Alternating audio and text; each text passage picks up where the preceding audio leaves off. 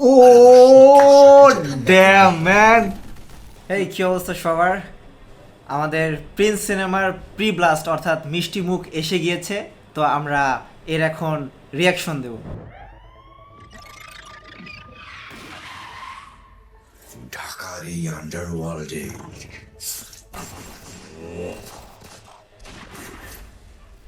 Low quality feel আইতাছে কিন্তু কিছু থাকে নেকড়ে ভয়ঙ্কর। এইটা জোস। আগুনের উপরে দিয়ে হাঁটছিল। হ্যাঁ, হ্যাঁ। ফেক মনে হইলো না তোর? ফেক একটু লাগছে। এইটাও ফেক মনে হইতাছে। প্রিন্সের হুকুম শাকিব খানের লুক ভাই,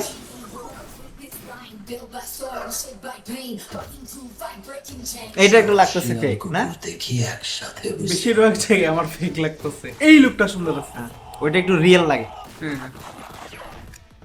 চিয়ার্স। আমার সাথে যে ধান্দা করবে ও ভাই গুলি, মিষ্টি। ও ড্যাম ম্যান, এইটাই জোস অ্যাঙ্গেল করানোটা। বুলেটের বৃষ্টি।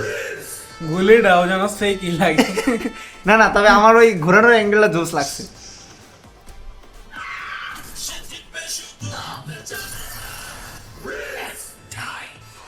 ঠিক আছে ভালো, কিন্তু সমস্যা কি বরবাদ আমার এক্সপেকটেশন বাড়ায় দিছে। বরবাদের মতো কোয়ালিটি বরবাদের মতো হয় নাই, বাট আরেকবার আমরা দেখি কি হয়।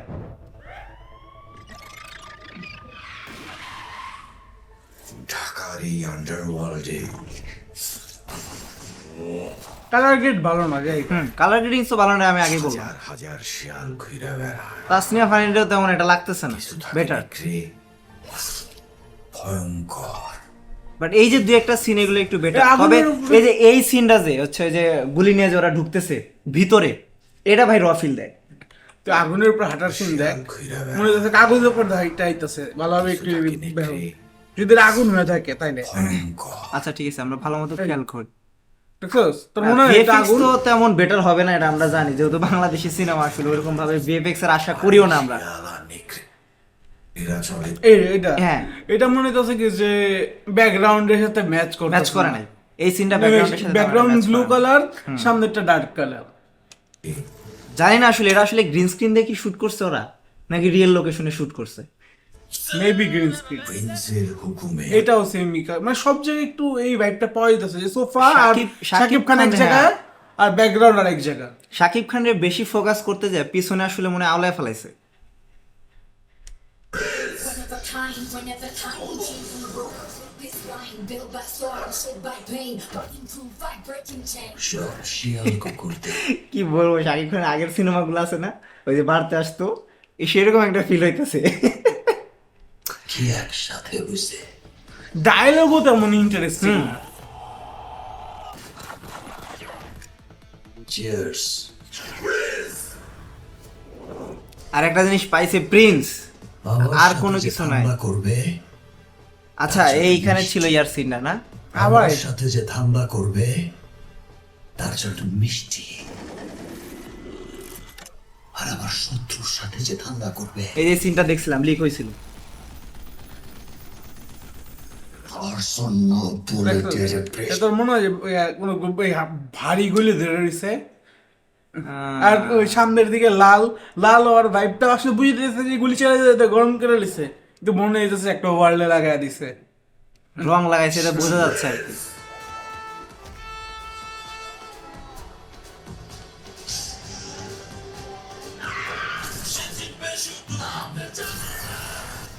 ভিএফএক্স তো খারাপ করে তো কথা কলা। তবে টাইটেল ট্র্যাকটা হয়তো ভালো হবে। শুধু টাইটেল ট্র্যাকের উপর দিয়ে খাইবো, বাট আমি এক্সপেকটেশন আর বেশি রাখছিলাম। যাই আমার এক্সপেকটেশন তো এমনিই হাই, অনেক বেশি হাই। শাকিব খানের বরবাদ, তুফান, তাণ্ডব এগুলো দেখার পরে মানে ওই এক্সপেকটেশনটা আসলে ফুলফিল করতে পারে নাই। আমার মনে কি জানোস, দেখিস মেহেদি হাসান হৃদয় এবার খেয়ে দিব বলা, রাক্ষস খেয়ে দিব। দেখা যাক রাক্ষস আর মেকিং একটা ভাইব আছে, ইন্টারন্যাশনাল টাইপের মেকিং করে।